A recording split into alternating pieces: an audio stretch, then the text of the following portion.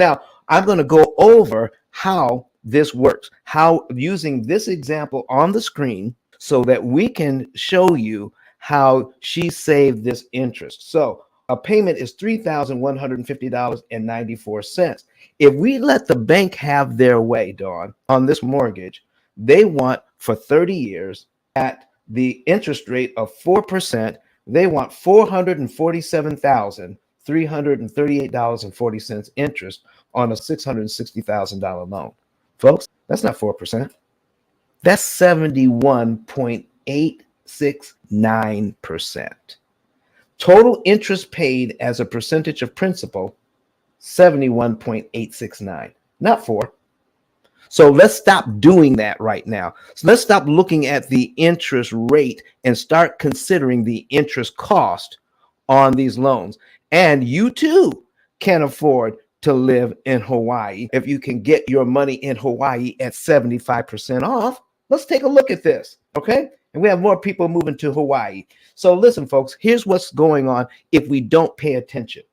On the very first payment, not out of over $3,000, $950.94 went to principal. Interest cost, $2,200. What? It cost me $2,200 in interest to get $950 in potential equity? That's way too much money. And because you owe less, the interest cost on line 2 goes all the way down to $2,196.83. Not even $4 difference. My goodness. Listen, folks, I need you to take a look at the interest column if you are online and look at the interest cost on this thing. And the interest column, $2,000 a month. $2,000 a month. And I'm going to scroll down here. It stays in the 2000s for the first year. It's $2,000 a month interest for the second year. It's $2,000 a month going into the third year. $2,000 a month interest into the fourth year.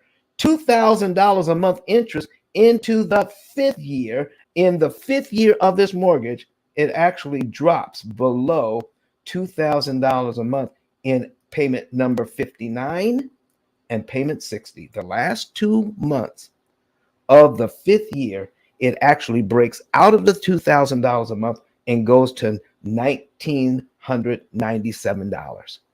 So in 5 years, folks, here's what the bank wanted to pay down $63,000 in principal. They wanted $126,010.07.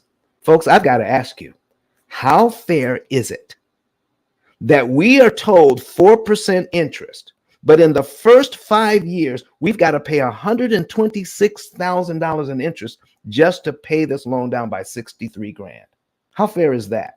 Do you now believe it is time out for doing that when we don't have to? Listen, at the top of the show, I mentioned that when we're doing this thing, and we've been doing it for 88 years, and how this works has been kept secret from us, and it is now time that we let the secret out. And here is the main secret. For the bank to make this kind of money, they used a formula to leverage interest and timing so that they can make this kind of money. But there's a weakness in the system. And the weakness is this: you can never know how they're doing it. Once you know, Lord have mercy, you can save a ton. So here we go. How can we save?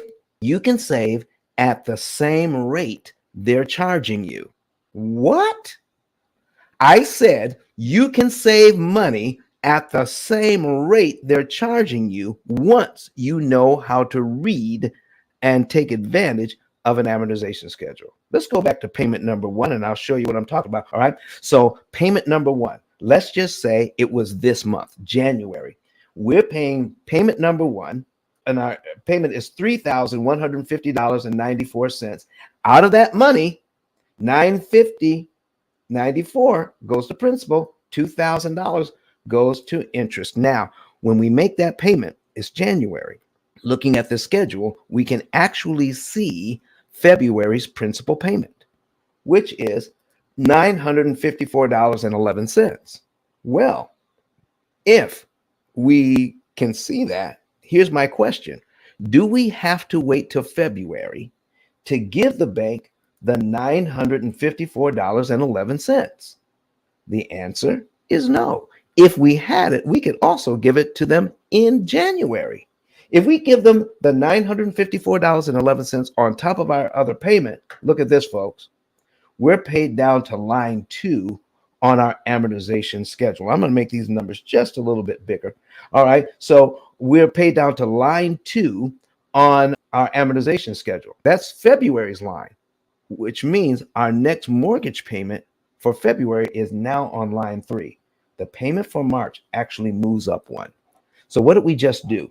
For $954, we just eliminated one line off our amortization schedule. We just turned this loan from 360 to 359 payments with just $954, not $3,000, $954.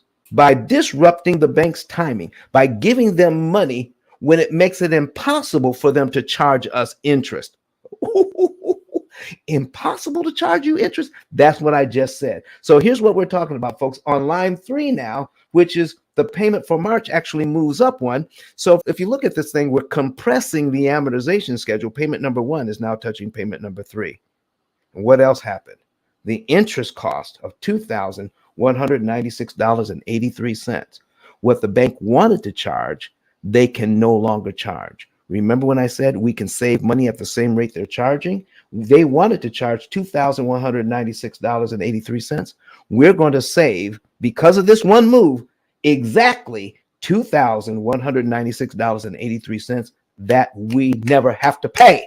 We can save at the same rate they're charging us once you know what to do. So what if we did something like this?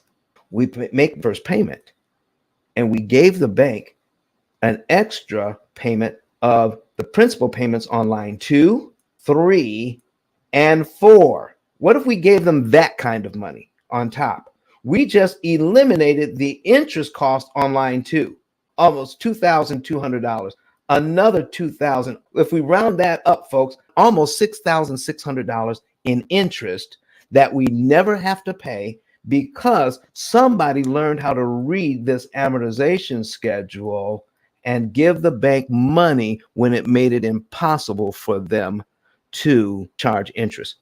But Don has some valuable information that can contribute to the quality of a person's life. And it only costs you a few dollars. It's his book. Why not get that? I'm going to go through the P.I.L.L method myself with some of my investment properties. So I'm going to link up with Don, and then I'm going to sit down with him, show him my investment portfolio, and see how I can eliminate interest.